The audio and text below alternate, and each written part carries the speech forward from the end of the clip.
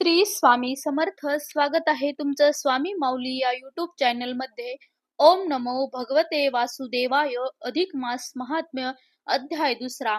प्रत्येक अध्यायातील महत्वाचे श्लोक आणि त्याचा भावार्थ मी आपल्याला सांगणार आहे. या अध्यायामध्ये गोदानाचे महत्व भगवान विष्णूंनी माता लक्ष्मीला सांगितले. अधिक मासामध्ये गायीचे पूजन कसं करावं, गोदान कसं करावं, कुणाला करावं. माता लक्ष्मी भगवान विष्णूंना म्हणाली, जे निर्धन आहेत, गरीब आहेत, अशक्त आहेत, त्यांनी अधिक मासातील व्रते कशी करावी, यथाशक्ती हे व्रत कसं करता येईल, मग त्यांनी गोदान कसं करावं. आणि भगवान विष्णूंनी माता लक्ष्मीला गोपूजनाचं, गोदानाचं महत्व सांगितलं.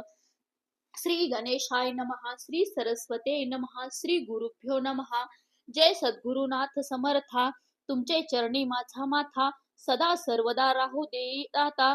ऐसा वरदाता देई नमनी. नमन न जरी करावे, तरी नमन रूपी हे जग आगवे.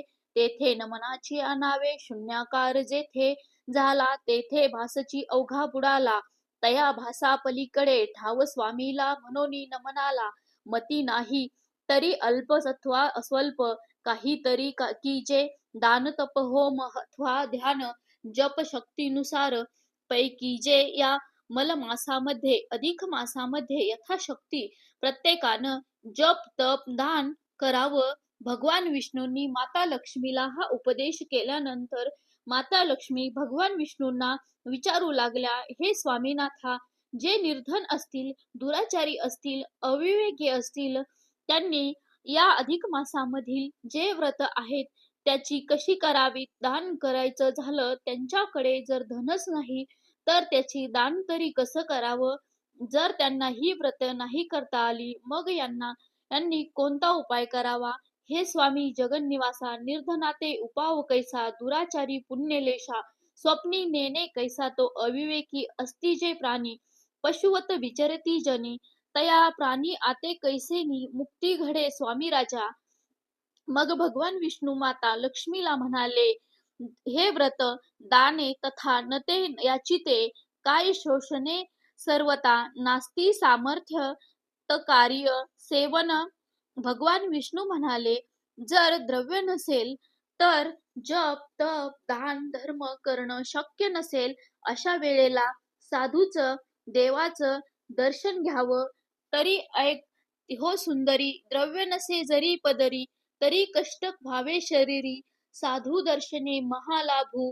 आणि याही पुढे जाऊन भगवान विष्णू म्हणाले, या विश्वामध्ये गोमातेसारखं पवित्र कोणीच नाही, गोपूजनासारखं दुसरं पुण्यकारक काहीच नाही. या भुवनत्रयाचे ठाई गौतमी ऐसे दैवत नाही, जिने कष्टिया देही वृष्टी करी जगाते, तरी प्रत्ययही करावे पूजन. न घडे तरी मळ मासी जाण, मासवरी करावे पूजन, ते निरूपण अवधारी. प्रत्येक मासात प्रत्येक दिवशी गोपू पूजन करावे. शक्य नसेल 3 वर्षातून येणारा जो मलमास आहे, अधिक मास आहे, अधिक मासाच्या प्रत्येक दिवशी किंवा जमेल त्या त्या दिवशी गायीचं विधिवत पूजन करा. तिला संतुष्ट करावं. गायीचं शेण, गोमूत्र, दूध सर्वश्रेष्ठ आहे. गायीच्या दर्शनानं, नुसत्या स्पर्शानं देखील सर्व पापांचा नाश होतो. गायीचं दररोज पूजन करावं. तिला चारा धान्य गोग्रास खाऊ घालावा.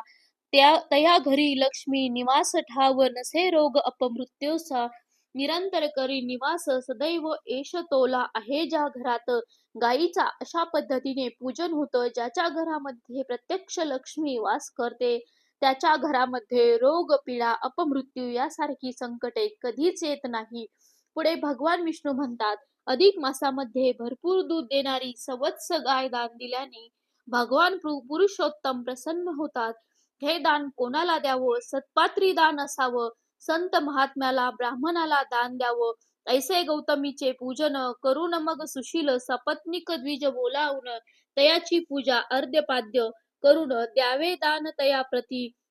भगवान विष्णू म्हणतात, मग ही गाय दान करताना तिला उत्तम प्रकारे सजवावी, नटवावी, तिला चारा घास खाऊ घालावा, गोमाता म्हणून तिचं पूजन करावं. तिच्या गळ्यामध्ये घंटा बांधावी. संकल्पपूर्वक ही गोमाता ब्राह्मणांना सपत्नीक आपल्या घरी बोलावून त्यांचा मान सन्मान करून त्यांचं पूजन करून त्यांना दान द्यावी. आता धकाधकीच्या जीवनामध्ये आपल्यालाही माहिती आहे की गोदान सर्वांना शक्य नाही.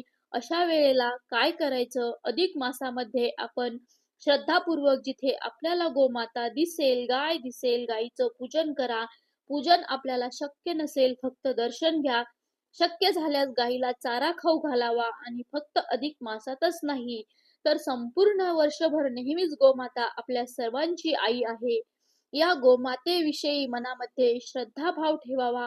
तिचं पूजन करावं. आपल्या हिंदू संस्कृतीमध्ये गोमातेला अत्यंत उच्च स्थान आहे. गौतमी विनन होय यज्ञ, गोक्षीर विनन घडे हवन, पंचामृत विनन घडे पूजन श्री महाविष्णू.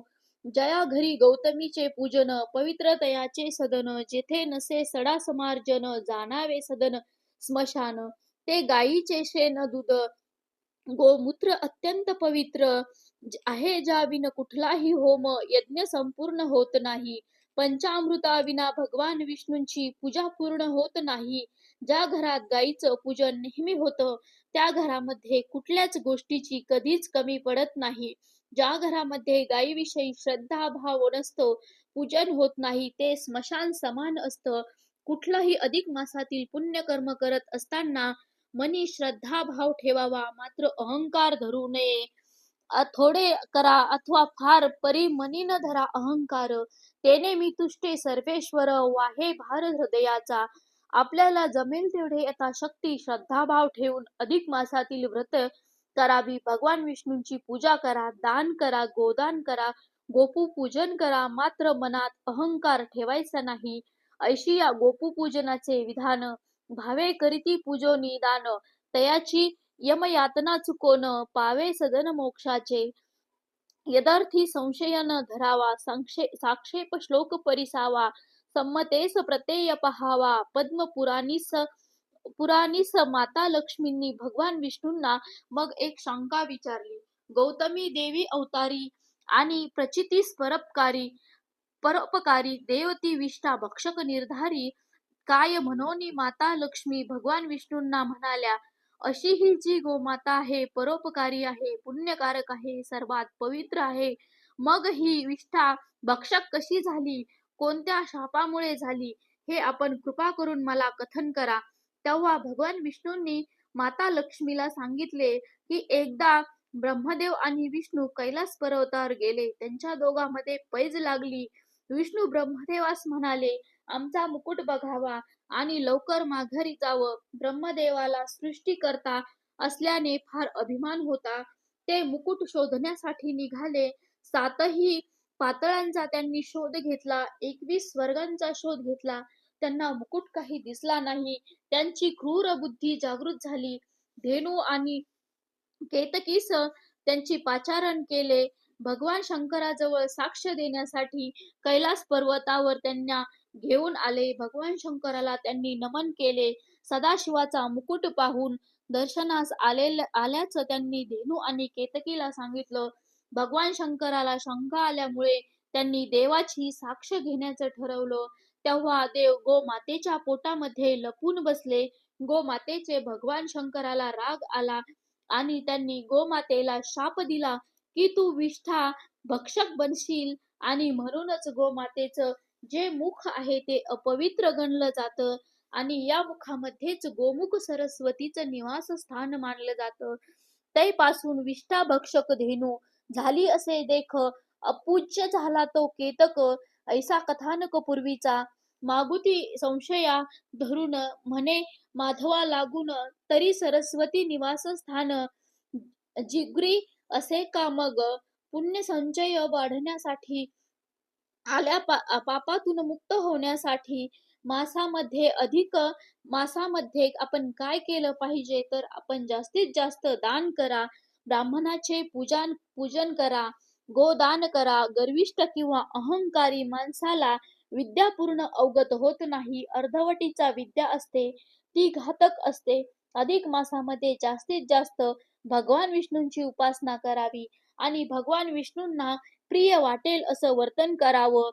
ज्याच्या अंगी नम्रता असेल, भक्ती असेल, जो रोज उपासना करेल, मल मासामध्ये अशी भक्ती जो करतो, त्याच्या मधून पापामधून मुक्ती होऊन त्याचं जीवन सुखदायी, शांतीपूर्ण आणि समाधानकारक, ऐश्वर्य सुखानं युक्त असा होईल. हे भगवान विष्णूंचे वचन आहे.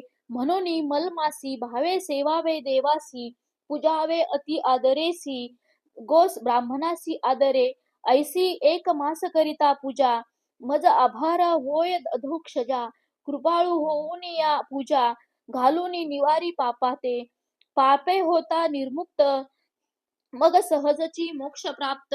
म्हणून हे आहे व्रत मलमासी सेवावे. हे इतका इतिहास तोची